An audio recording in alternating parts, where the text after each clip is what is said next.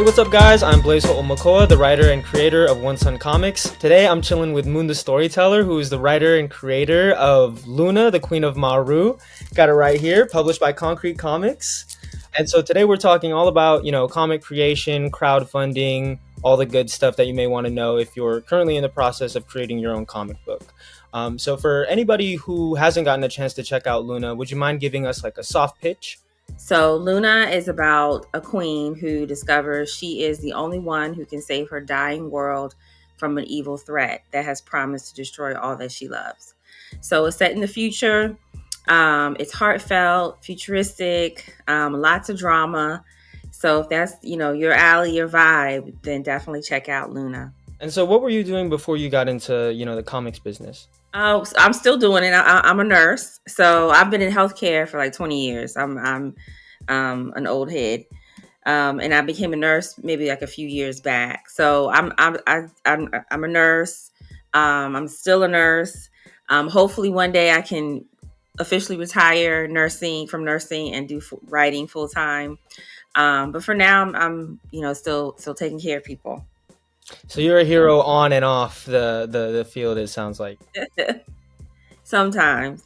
Sometimes. I mean, so, making comic books is a very niche, sometimes expensive hobby, especially if you're the writer and not the artist. So what inspired you to make the full jump and invest in your story? So I never picked up a comic book before probably a few years back. Like I've the comic book world was not something that appealed to me. I didn't know much about it. But I had, now that I'm in the comic book world, a lot of my friends were like, "Oh, I didn't know you read comics." I was like, "I didn't know you read comics either." But what made me I've always written. I've always loved to write short stories. I just never shared them with anyone. And then life happened. I got married. We had a son. So kind of all that kind of got put on the back burner. But it wasn't until 2018 when I saw Chadwick Boseman play T'Challa was I inspired to jump into this world. Like, okay, I want to know more about Wakanda. I want to know more about these characters. And then I said, you know what? I want to give this person that keeps popping up in our dreams her own story. So that's how Luna came about. And she originally started off as a novel, but I got bored. So I turned it into a comic strip. And I just use like some app to create like these Bitmojis, and I put it on Instagram, and I ran it on Instagram for about a good year under a different page. And as I'm reading these comic books, I'm like, you know what, I should turn this into a comic book. And so that's how I connected with Ian, who is the principal artist, and the rest is history. Sure. Well, were you writing, I guess, like short stories before, maybe novels? I never wrote a novel, but I would write short stories. Of course, they're not any good. It was, just something kind of like you free write and you create this story in your head. I'm always creating stories in my head, but I never shared them with anyone, so, but yeah, I've always loved to write. I've always loved to read.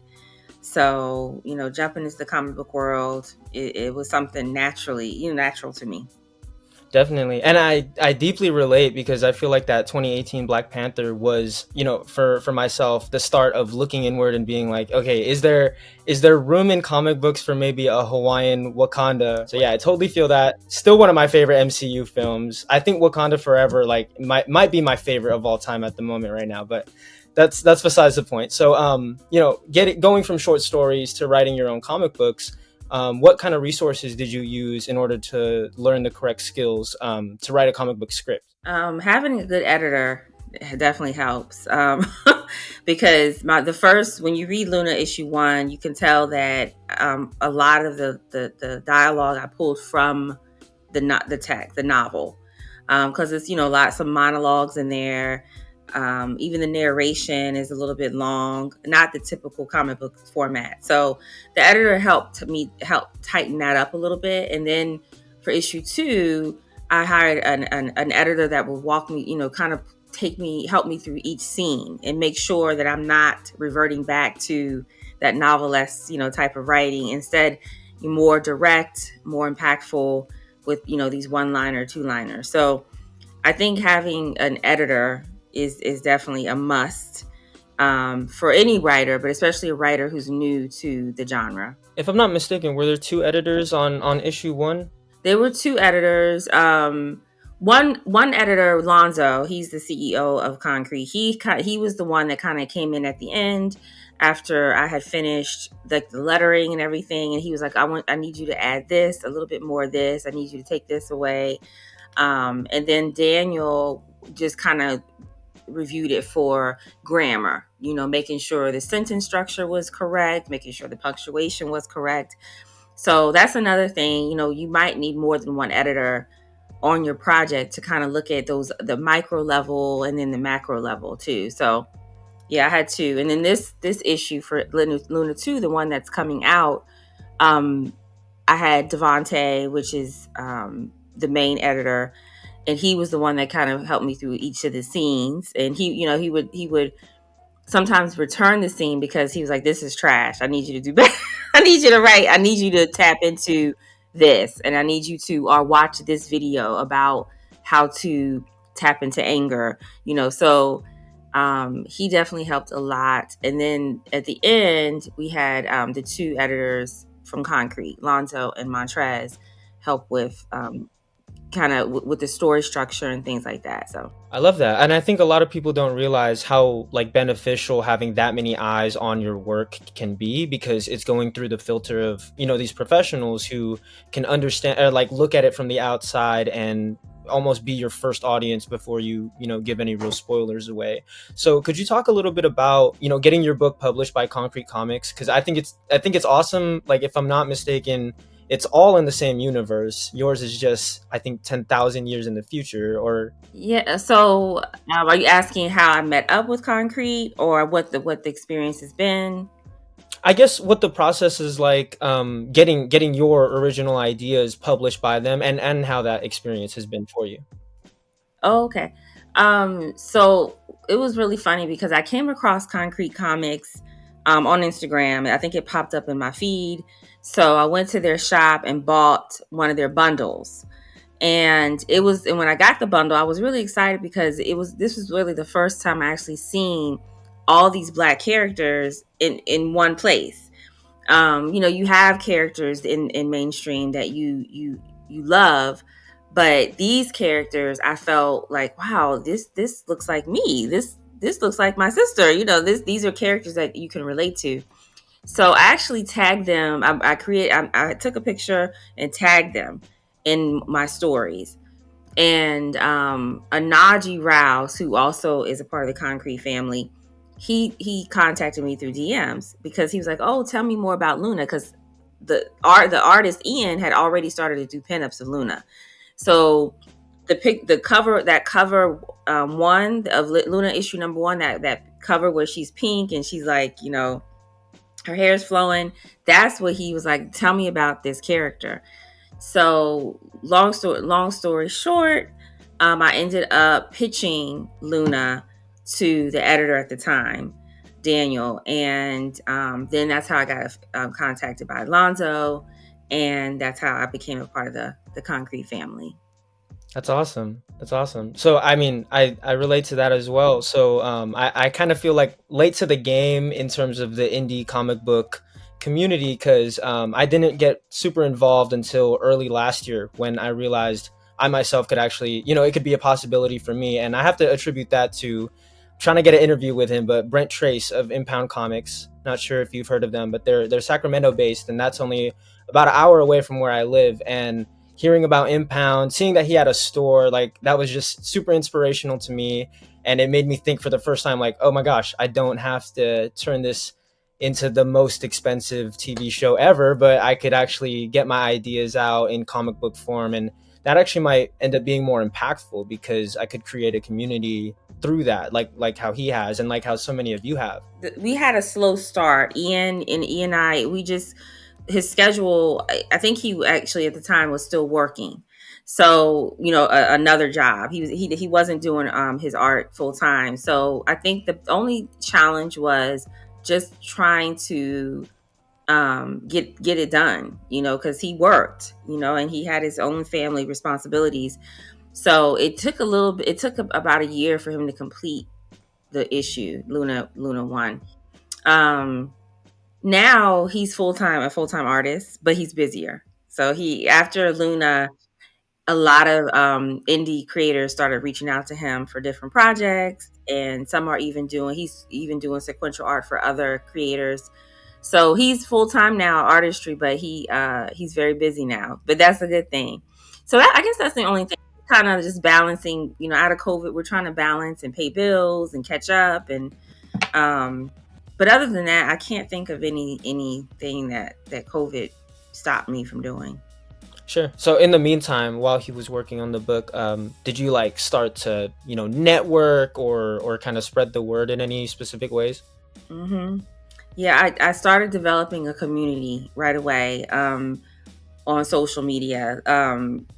I didn't, you don't realize how important social media is, but it is very important. Even though you may not feel like you're social, you may not feel like you want to be on Instagram or Facebook. It is very essential that you are on social media in some form or fashion.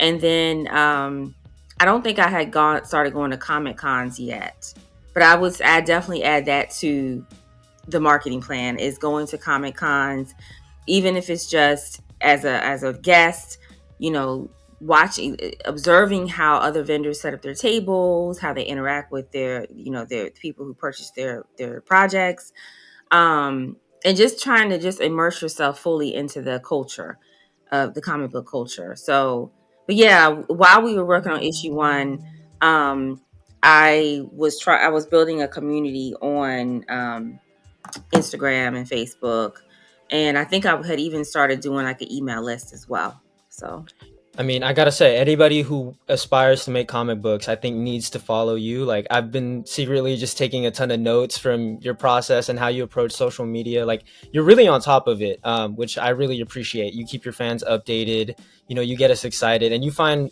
very creative ways, creative videos, different things to break down. And yeah, I'm not too comfortable in front of the camera, but I think I've seen you approach it in a way that is way more doable than I've seen other people do it. But I wasn't comfortable either. But working with Concrete Comics really helped me kind of come out of my shell, and just be you. Just you're not anyone else but you. And so finding your own groove and your own what makes you comfortable is very important. And you can do that in many different ways on social. You can have polls. You can do like I have a channel. I don't show my face. I might just record a message. I share panels, but it is nice for people to see who you are, see the artist behind the work. But you can determine that. You might want to do it once a week or once a month, but it's so adding that to the marketing plan is definitely crucial. And speaking of, building a community, I guess what do you think it is about comics that brings people together? Art, I feel art and a good story and art can relate to so many different people regardless of your culture. And comic books, I think, have a harder job at it because it's only, you only have 20 or so pages to get this message across. And it might that message might continue to be developed throughout the series run. But I think with comics, people can see it's almost like watching TV in your hands. People can relate to these characters, whether they're street level, whether they are some celestial being. People can relate to these characters regardless of culture or religion. And through art, we all respond to art. Like we all love a good story and a good, amazing artwork. So I think that's what brings people together. And then being able to, after that, like talk about it, like, oh my gosh, I don't agree with this, or I love that, I love this panel, love this, and I think when people can tap into that just bring that is something you can continue to build on, as far as building community, tapping into that central theme of humanity, and whether your comic is about trauma or whether your comic book is about grief or revenge, everyone can relate to those things, and when you back it up with good artwork, you're going to bring people together. Absolutely. Have there been any big setbacks for you while you've been in the creation process? Yeah, you have to be humble. And I have a lot of pride. For a good reason. I've been through a lot. I'm in my 40s. I'm a Black woman, so I've been through a lot. And so once you reach a certain age, you kind of develop this exterior, this kind of exterior, like, oh, no one can tell me anything. I know this is good, blah blah blah.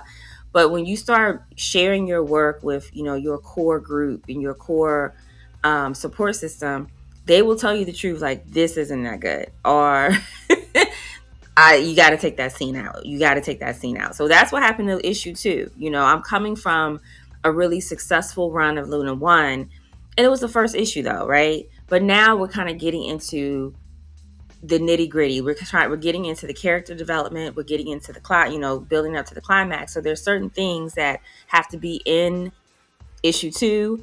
There's certain things that don't have to be in there. So during the editing process, one of my huge setbacks was I was really upset that I had to get rid of one scene. And I was like, no, the fans really want this scene. The fans really want it. But Lonzo was really the one that helped me appreciate, listen, I've been doing this for some time now. And I know what will make or break a comic book.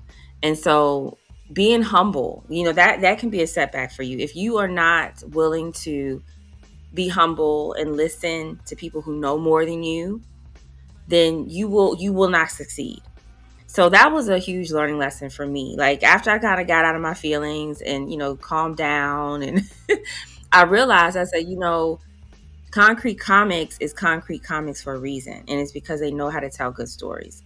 So I can write all day long, but if I'm truly going to back up my name, Moon the Storyteller, I got to be willing to be flexible, be humble, and listen to the people who know more than me. So that really wasn't a setback, meaning production stopped and all this other stuff. But for as far as myself, like dealing with the emotions that come with trying, pulling something that you really really had your heart set on, that was probably the most recent setback. But also, just working with, Ian, like he's hundreds and hundreds of miles away in Indonesia. He lives in Indonesia. So one of the setbacks with him is just making sure, coordinating the time that we can actually do this. Because when you break up the creative process, you kind of have to kind of get yourself back into it. Like, and that's with him. In Luna issue 1, you can kind of see from looking at Luna, you can see when he drew certain pages. Like, you can see, like, the first part of the book, Luna looked a certain way. The middle part of the book, Luna looked a certain way. The end of the part of the book, the ending, you saw the differences. And so the challenge, so with issue 2, I wanted to avoid that.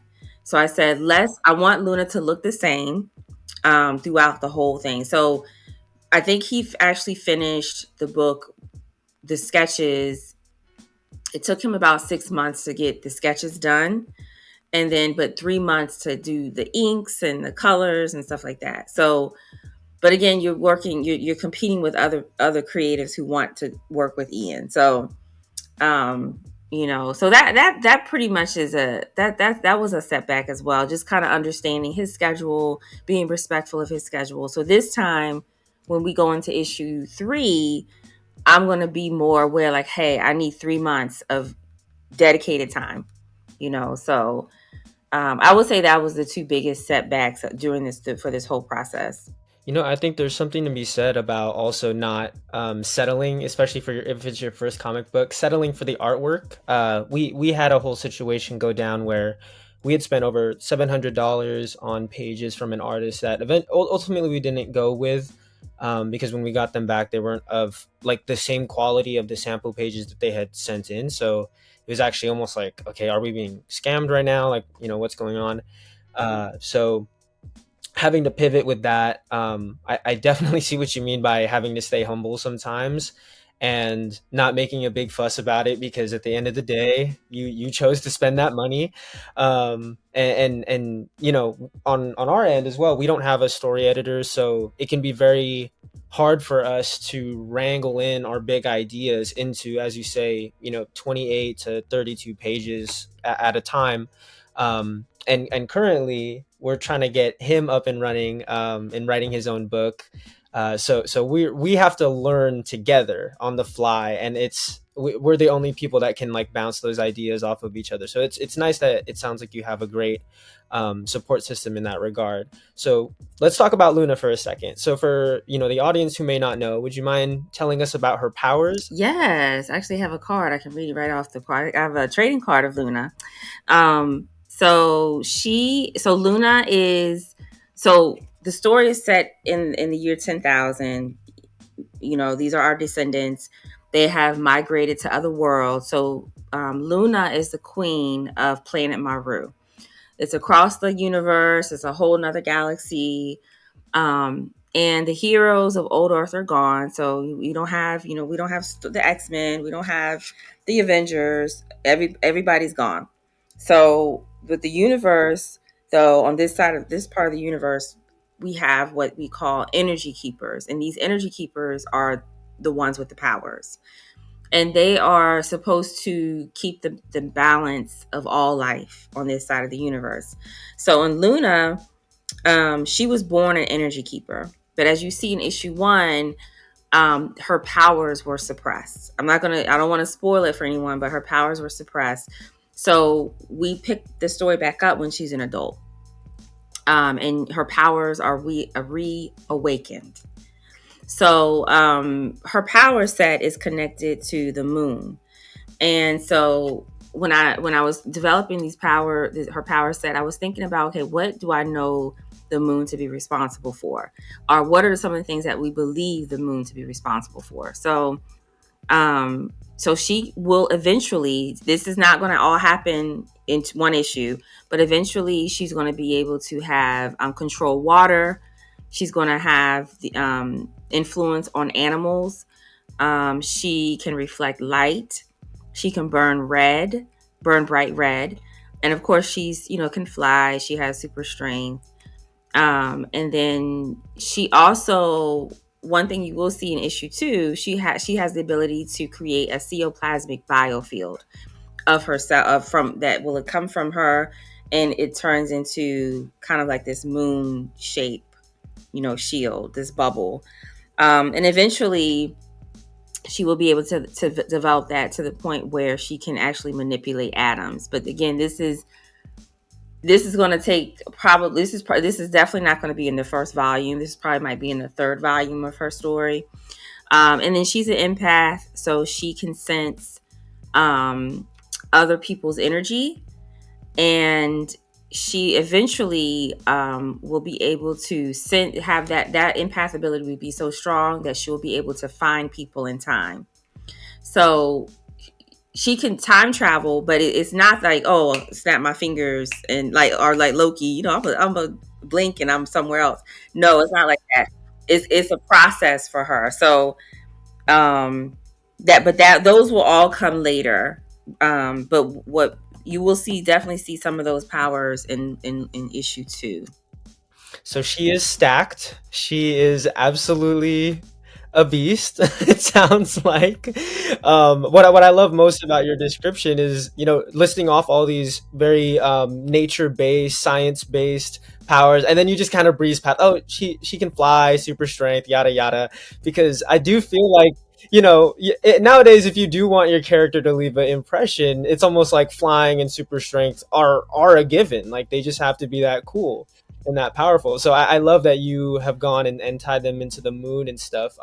It feels very mythic, but not, you know, pulling from anything specific, if that makes sense. Yeah, I wanted to make sure that she. I mean, of course, there are characters that get their powers from the moon. You know, we have Sailor Moon, right? But when you look at Sailor Moon and Luna, even though they have that connection, you will not compare the two. Like they're completely different. You know, so I'm and even the way Luna looks, she's blonde. She has blonde or brown hair with and she's a Black woman, so no one can't say that they've created someone that looks like her.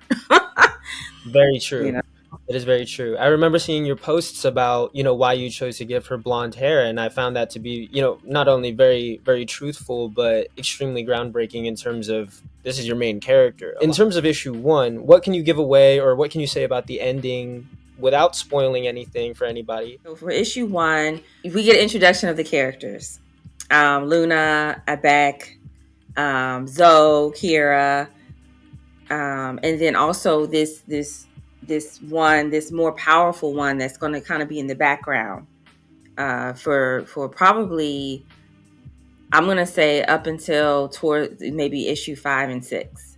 But you know that this entity is like in the background, but meanwhile Luna is, her powers have been reawakened, and she's going to be dealing with some earthly threats, or Mahruvian threats, before this bigger entity enters into her world. So in issue 2, we are introduced to two more characters that also are going to play a pivotal, a very essential role in the development of Luna's powers. And we see, of course, I can definitely give this away. We obviously, from one of the covers, that Abek and Luna are a couple. So we see their love continue to be developed.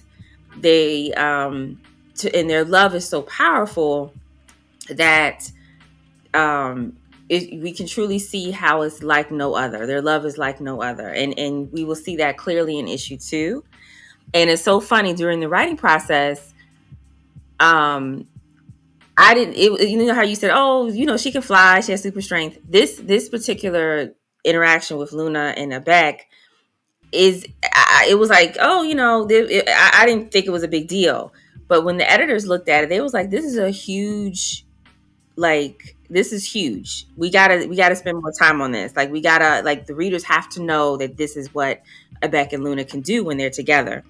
So I think you will. So one is an introduction to all the characters, and in kind of the threats that are coming Luna's way. In issue 2, we see more of Luna and Abek and their relationship, and then we see Luna start to manifest her powers. So that's what people can expect for issue 1 and 2. She's building up to something. It's 1 out of 6, correct? That's going to be your first arc. Yeah, 1 out of 6. Yep. So this will be part 2. And then part 3 and 4 will be kind of more of the, because my story has 2 climaxes. So 3 and 4, we're going to see a showdown, and then 5 and 6, we're going to see a showdown between that larger entity. So that is a spoiler, but I think people can guess. Like they know that Luna's going to have to face this threat eventually. So they know, people know it's going to be towards the end of the volume. So yeah, there's a lot going on. It's a very layered story.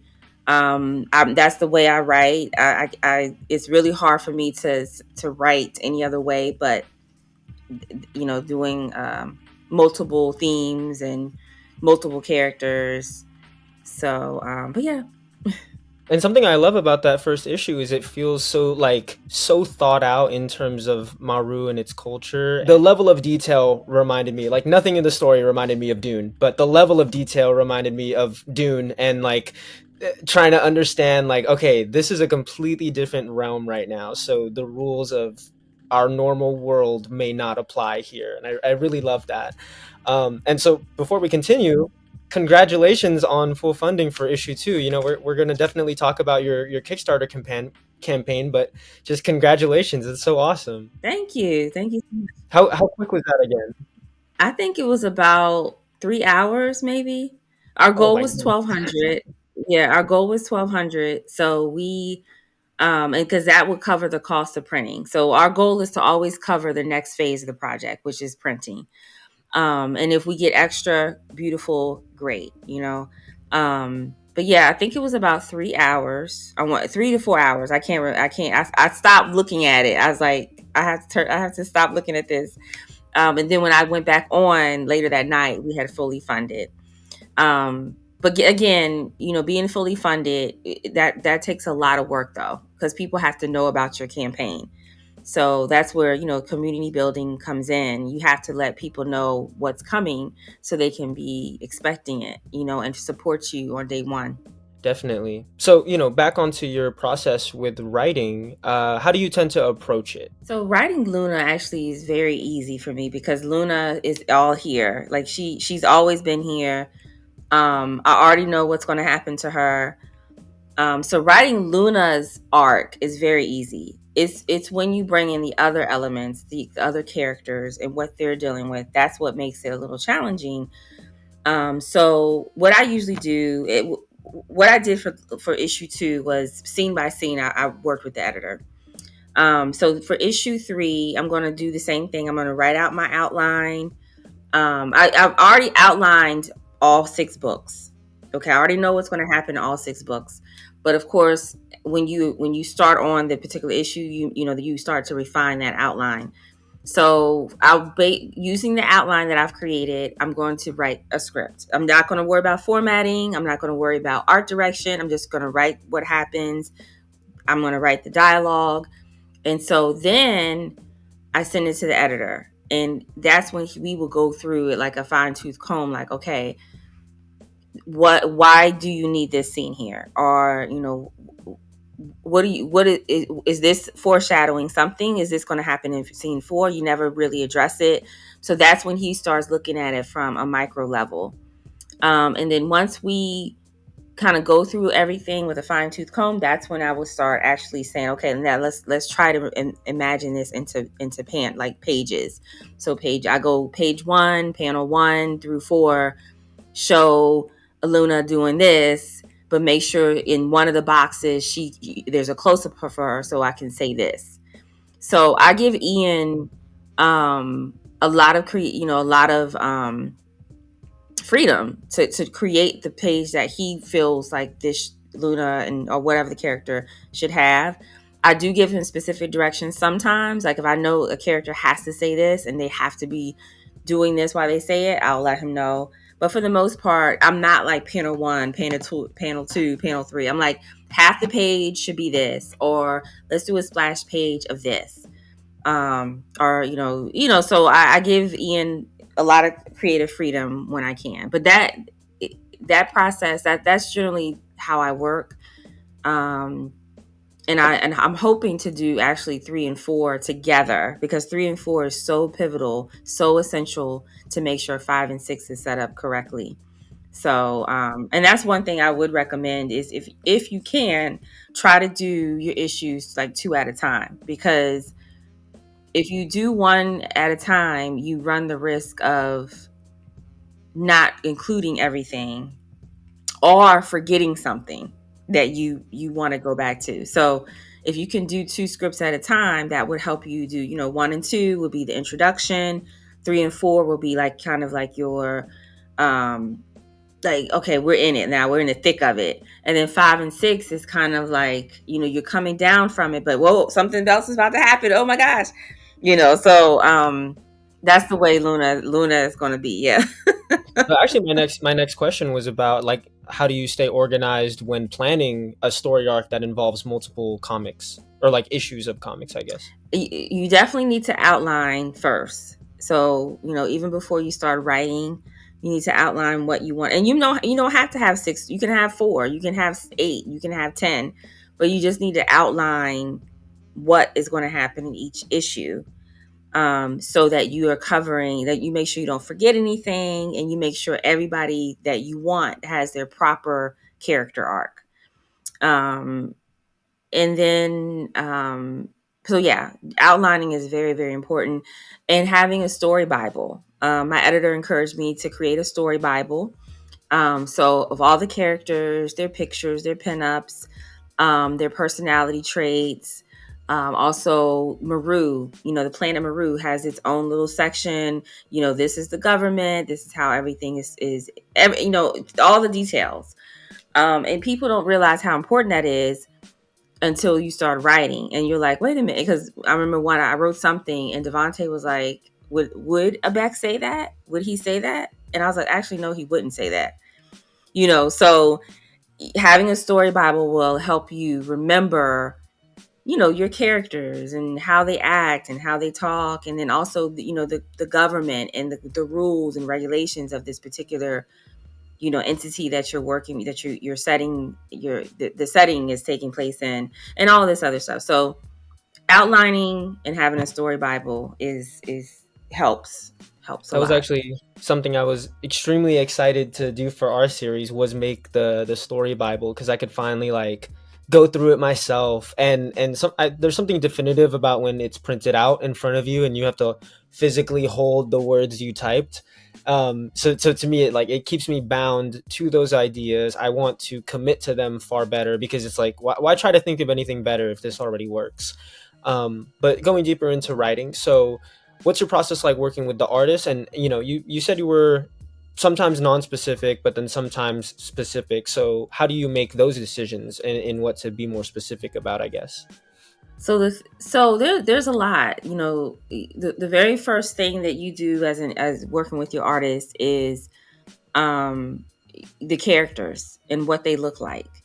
And making sure the artist, understands, like, this is the way Luna's hair would be, or this is the way she would, these are the clothes that I want her to have. And so something very important to me was to make sure that Luna didn't have the typical Black female body with the boobs spilling over and things like that. I wanted her to be very modest. I wanted her to be prim and proper and very regal, because I didn't want to distract from the fact that she's a queen. And so kind of just working out the character and making sure we had the character sheets done before we actually started the story. Because that's, once you start the story, you're not really paying attention to stuff like that until like it's fully colored and you're like, oh my gosh, why does she look like this? So make the character development the character, the way they look was important to me. And then the panel, like, I realized very early on that because I was like telling Ian, oh, panel 1 I want this, panel 2 I want this, panel 3 I want this, and he wasn't motivated. Like he was like, okay, but he didn't enjoy it. It was like, I felt like it was almost a chore for him because he wasn't able to create, and he's a storyteller. He is one of those artists who's a storyteller. Like so I like probably like maybe 4 or 5 pages in, I realized I need to shut up and I need to just let him create. So the very first book, a lot of those pages he actually created. I didn't give him any art direction. I just said, this is the script. But all it has to be on this page, because we're only going to go certain amount of pages. So for issue 2, he felt obviously more comfortable. And there was actually one scene that he was like, this ain't gonna look good. Like, this, what you want me to do is not gonna look good. Let's do this instead. And that was the scene where Abek is fighting his demons, like literally fighting monsters, but he's actually fighting his demons. So that was the scene that the Ian was like, this is what we need to show. This is how you a man fights his monsters. This is how a man would fight his demons. So I was like, okay. So we worked together. We're a great team. God has blessed me with him. So now he has found love. He's engaged and he's going to be getting married this year. So I was like, okay, I know this stuff is going to get real, real amazing, because now he's in love. Like, it's going to take his artwork to a whole nother level. So, He's going to but be a yeah, different level of inspired. yeah. And so I think having an artist that is that creates and can likes to tell a story as well is very important. And it definitely makes it made my job a whole lot easier, because I don't have to tell Ian, like, okay, panel 1, panel 2, panel 3. I can just say, hey, this is what I need to see in this scene. and he sets it all up. Like he does every, like he, for the most part, he paneled a lot of the book. I didn't have to give him any art direction. I just gave him references though. Like I gave him references for Luna's manifestation of her powers, but he kind of took it and ran with it, you know, and did his own thing with it. So, but yeah, you definitely good communication, making sure you have the elements that are very important to you down packed before you even start the whole creative process is very important. So after that, I'm assuming you take his pages and then rewrite your script to now have like dialogue and captions that fit the art better. Yeah, for the most part. Yeah, so like issue 1 and issue 2, I did have to do that. I didn't have to change too much. Like I might have had to change like maybe the order of the dialogue. But there was like I think there were 2 pages I had to have him redo because I was like, no, we have to end it like this. Like the scene has to end with a Beck like this. So, and that's where the sketches come in. Like you should be ask your artist to send in the sketches first, and then you look at all the sketches, you read through the script, and if it works, it works. Like if you can, like, oh, I can change that little part to say it up here, that's fine. But if you see, you know, things that are really gonna kind of throw your story out of whack, you ask them, hey, this is not gonna work.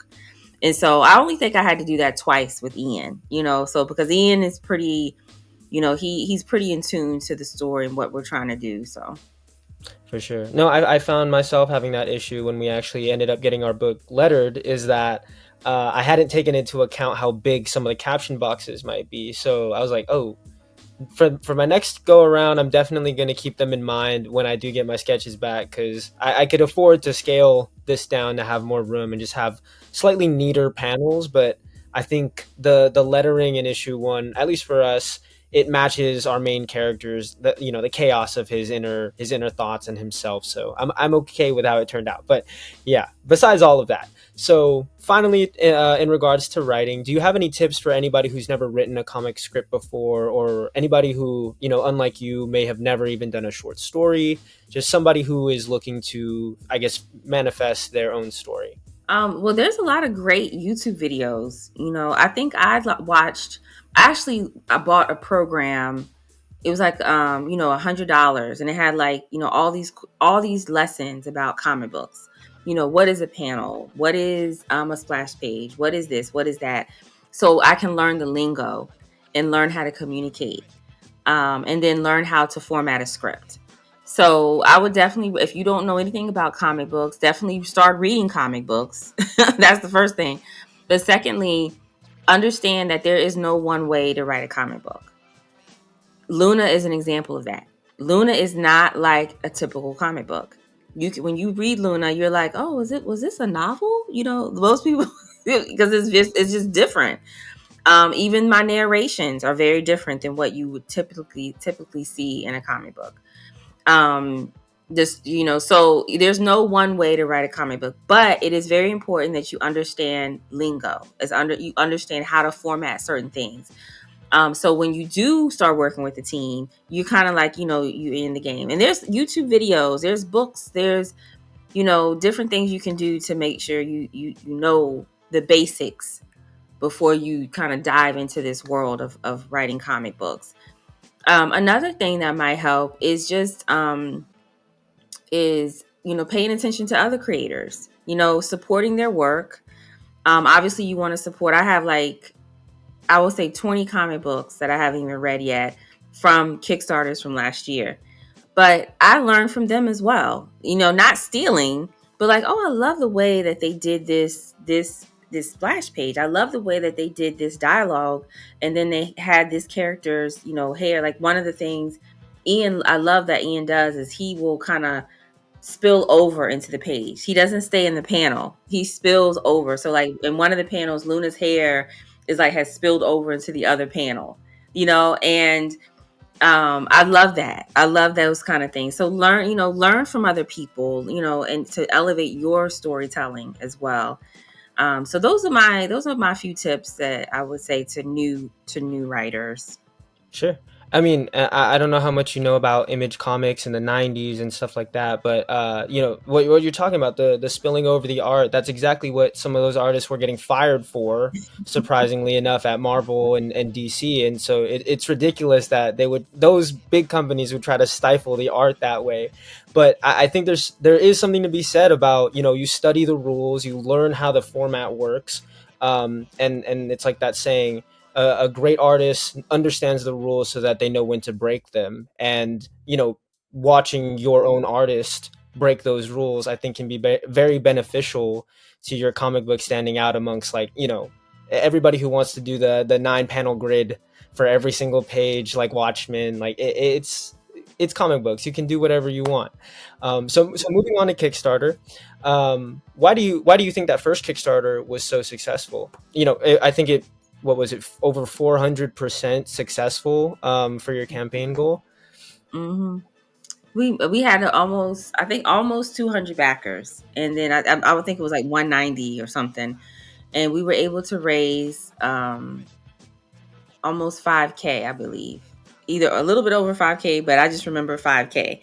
So I think it was successful because, number one, Ian's art is amazing. I mean, have you seen a cover that looks like this? I don't think anybody's ever. I've never seen a cover that looks like, when he sent that to me, I was like, oh my gosh, what is? I was like, oh my! I started crying because I was like, this is from heaven, you know. So I think the artwork is what really set Luna apart. Okay.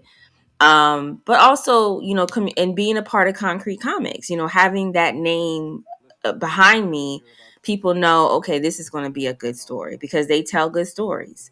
Um, and then three, I think my own personal marketing, building a community, sharing, sneak peeks and interacting with my community definitely helped.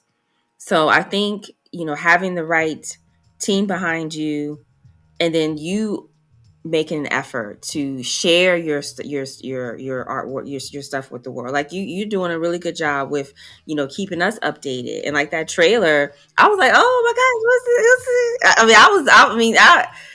I was more excited about that trailer than I was this Madam Web movie. Oh Um, man, so I'm sorry to hear that. I was smiling. I was like, oh, look at Blaze.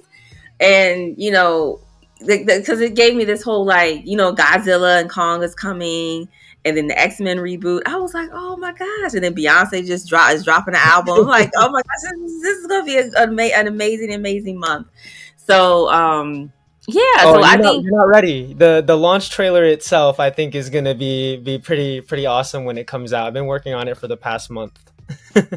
And I'm gonna say, I definitely think you should. I mean, Facebook ads is really cheap. Like, you can run an ad $1 a day. So I think you should definitely run that trailer as an ad, and just spend $1 a day. And you can tailor. You can go to a YouTube tutorial and just learn how to set up an ad. And the key thing for setting up ads is making sure that you identify the right interest. So, like, if you say, hey, I want the people who read comic books on the West Coast to see this ad, they'll show that your trailer to those people. That's the beautiful thing about Facebook. So to get more eyes on One Son. What's the name of the comic? One Son. Yeah, to get more eyes, definitely. Like, I'm running ads now for the campaign, and for $1 a day. $1 a day. So I think I've spent up to $45, and I've bought in with that referral link that I've put, because we're tracking it with that link that I put in those ads. I've been bringing in, I would say, I think I've bought in like $1,000 to the campaign. Kickstarter helps. Obviously, Kickstarter helps and does, sends out emails, but you can see where your money, which links you are putting where, and you can track that. So $1 a day, Like if you really believe in your project, you have $1 a day you have $30 to spend on this, So, but yeah, that trailer is amazing. I got so excited. I was like, "Oh my gosh, what is it?" I thought when I first saw it, I was like, "Wait a minute, is he sharing a movie trailer? What movie is this?" I was like, "What movie?" We're finally in that phase where I get to show off my film skills, which I've had to learn how to be so patient with waiting for the art, working with the artist and stuff. But now that like I have the pages back, I can just kind of mess with them in the editing programs and stuff, and make it how I want to be my ultimate dream comic trailer. And because I don't know if it's OCD or what it is, but like I'm like I have to do this for every single comic now, like, and it gets me excited. But so Yeah. you spoke about working with Konkret to make the campaign page. Like, did you yourself come up with the reward system, like the pricing, the tiers, or was that all them? That was all Lonzo because I didn't know anything about Kickstarter. So the very first Kickstarter, he pretty much did the whole page for me. But we did like the copy, but he set up the page because he's every Kickstarter he has created has been successfully funded. So I was like, okay, I'm gonna listen to you. This time around, Kickstarter has had some upgrades. So I put this page together because I kind of pretty much copied and pasted, what the format we used. And let me just talk a little bit about the format. Um, so a lot of times, some creators forget to add this stuff, but you should always add who this story is for. Like, what is the story about, and who the story is for. Then you should show a little bit of the pages, then the covers, and then, the rewards. Are you giving out stickers, posters, what have you? And then a picture of yourself. Like, we want to know who's the team behind this incredible project. So that's the format of our page. So, but this time around, Kickstarter has allowed you to add pictures with the rewards. So I definitely would recommend making sure that you add pictures with your rewards so people can kind of get a glimpse of what may be, what they're backing, what they're supporting.